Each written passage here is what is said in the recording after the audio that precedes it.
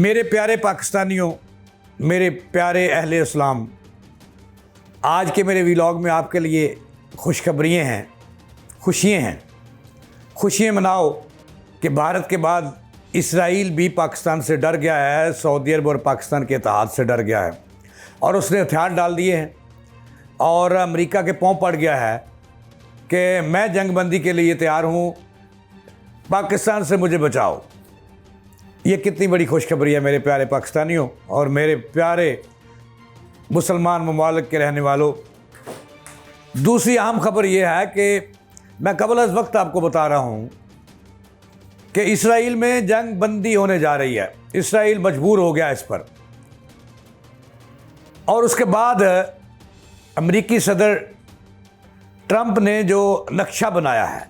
जो गज़ा प्लान बनाया है, जो गज़ा की तमीरात उसने करनी है, उसका वक्फा, उसके लिए वो मुद्दत जो है वो 5 साल मुकर्रर कर रहा है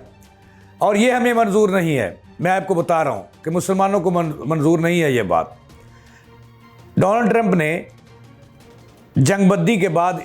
फ़लस्तीन की और गज़ा की तमीर नौ के लिए और इसका काम एक गैर मुस्लिम को दे रहा है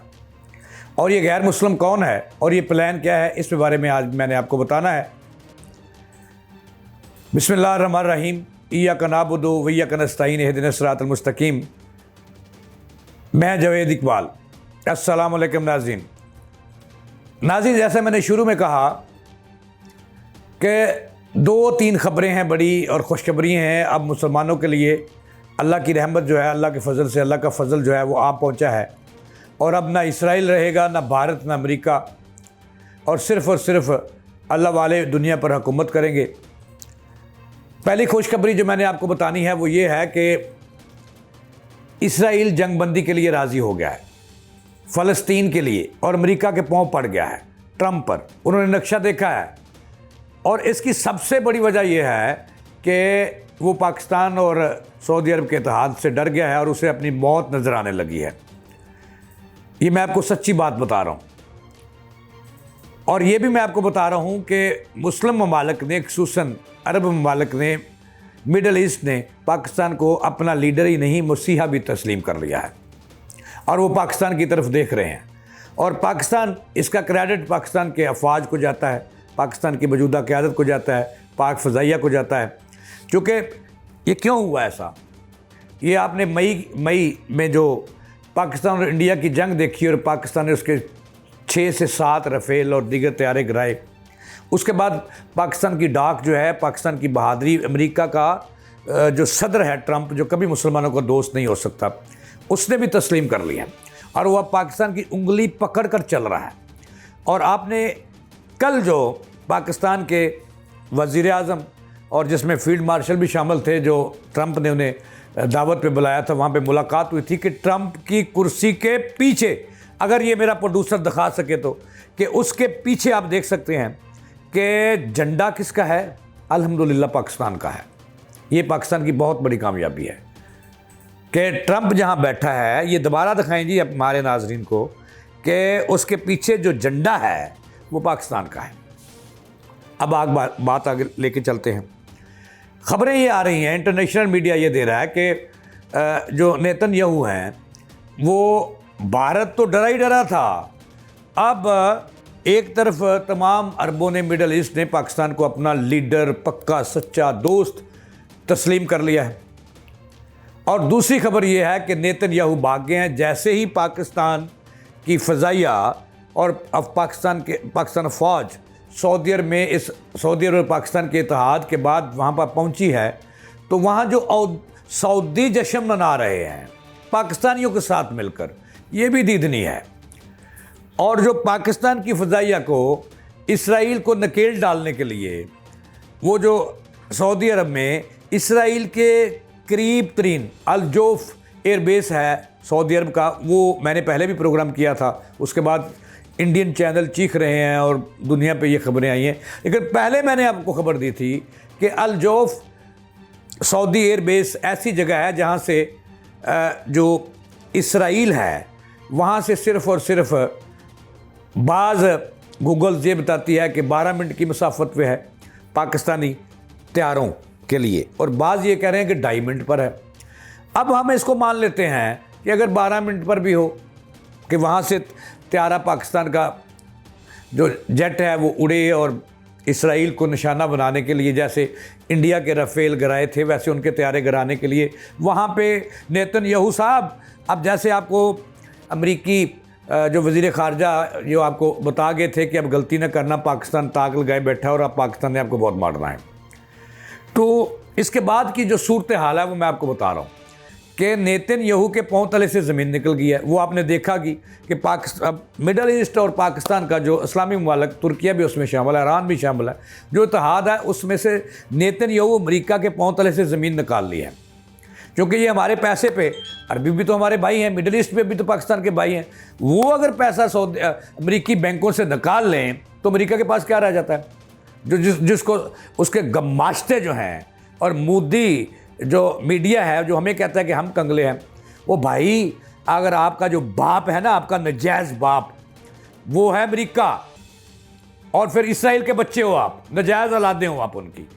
तो वहाँ अगर हमारे सऊदी भाई, वहाँ से हमारा कतर हमारा है, आपका नहीं है, पाकिस्तान का है, सऊदी अरब हमारा है, ईरान हमारा है, तुर्किया हमारा है, ओमान हमारा है, कुवैत हमारा है, शाम हमारा है, मिस्र हमारा है, तो आपके पास क्या रह जाता है? अगर ये वहाँ से पैसा निकाल लें जो बैंक भरे पड़े हैं अमेरिका के, तो अमेरिका तो कंगाल हो जाता है। जो आपका बाप ने,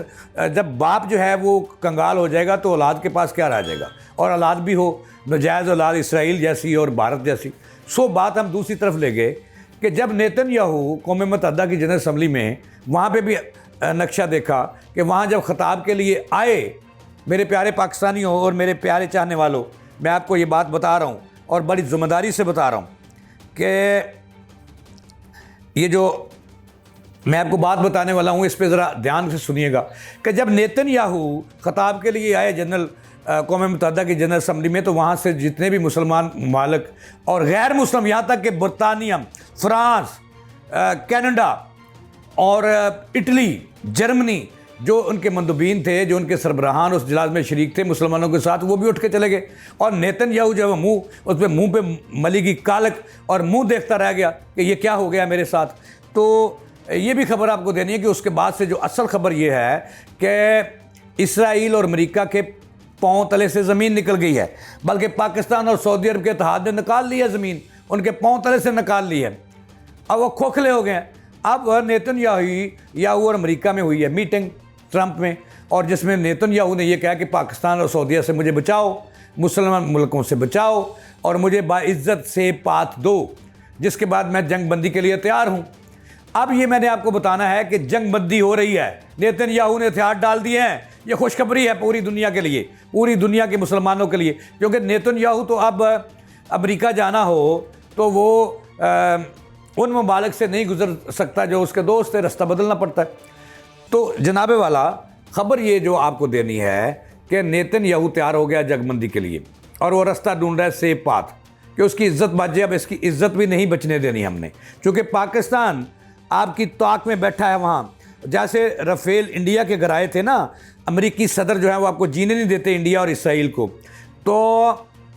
उसी तरह अल्लाह के फजल से अगर इसराइल ने गलती की तो उसके पाकिस्तान वहाँ पे उसके तैयारे भी गिराएगा। अब मैंने जो खबर देनी है, खबर ये है कि ज़राए ये दावा कर रहे हैं, इंटरनेशनल मीडिया ये दावा कर रहा है उसकी रिपोर्ट्स के मुताबिक कि नेतन्याहू जब बैठ गया है चरणों में, अपने बाप की चरणों में, ट्रंप की चरणों में कि मुझे बचाओ, मुझे सेफ पाथ दिलाओ, अब उसके बाद जो है ये जंगबंदी होने जा रही है और गज़ा जो है और अल-क़ुद्स जो है ये फ़लस्तीन का हिस्सा होगा और अल-क़ुद्स जो है यरूशलेम जिसको कहते हैं वो दारुल हुकूमत होगा फ़लस्तीन का, ये तय पा गया है। जंगबंदी के लिए वो तैयार होगा। तो अमेरिकी सदर ट्रंप ने एक अपने तौर पर गज़ा डेवलपमेंट का, फ़लस्तीन डेवलपमेंट का वहाँ अमन कायम करने का एक फार्मूला तश्कील दे दिया है और उसकी तफसीलात मैं आपको दे रहा हूँ, सामने आ चुकी हैं। उसकी तफसीलात ये हैं कि गज़ा और फ़लस्तीन जहाँ पे इसराइल ने तबाही मचाई, वहाँ जो अमन कायम करने की जो तहफ़्फ़ुज़ फराहम करेंगी, सिक्योरिटी के मामला इंटरनेशनल फोर्सेस संभालेंगी, हमें नहीं मंजूर, नेटो फोर्सेस संभालेंगी, ठीक है। और उसके बाद जो डेवलपमेंट का 5 साला मनसूबा होगा उसकी निगरानी किसको दी जा रही है, मैं कबल अज़ वक्त आपको बता रहा हूँ ये ट्रंप जो हैं इस पे निशान लगा चुके हैं, ग्रीन भी और रेड भी, कि इसके अलावा तीसरा बंदा नहीं होगा। और ये जो बरतानिया के साबिक वज़ीर आज़म हैं टोनी ब्लेयर, उसको ज़िम्मेदारी दी जा रही है डेवलपमेंट की, वहाँ निगरानी की, गज़ा और फ़लस्तीन की जो तमीर नो होनी है इस जंगबंदी के बाद, तो ट्रंप साहब इसकी निगरानी दे रहे हैं टोनी ब्लेयर को,